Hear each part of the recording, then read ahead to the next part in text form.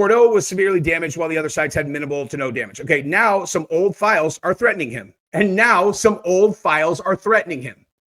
Perhaps Trump will realize that it really doesn't pay to start up with Israel. Just to make sure everybody can read that.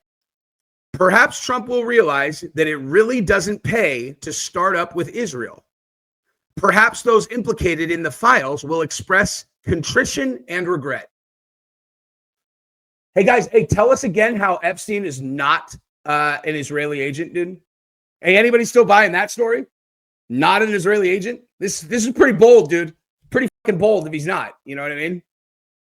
I'll read that part to you guys again. You know, I feel like this entire section is very important because just the tone is all wrong. Like, Trump decided to bomb Iran's nuclear sites, and that's commendable. Keep in mind, this is coming from one guy. Okay, I just want to make that clear. This is not some like press release from the Israeli government. This is some fucking rabbi. However, it's a rabbi in the Times of Israel, and they actually published this. Like, they published this article. Trump decided to bomb Iran's nuclear site, and that's commendable. But reports later surfaced that he rejected the option to bomb for a week's time in order to finish off all the sites. Thus, only Fordo was severely damaged, while other sites had only minimal or no damage.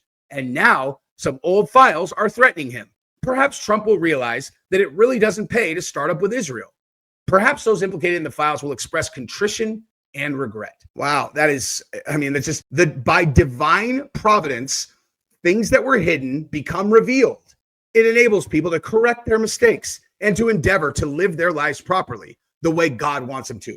Are you actually pretending like you're being you're in a position of like, look, I am a person who can give you advice on your relationship with God, except what you're actually doing is just overtly threatening to blackmail people with sexual blackmail?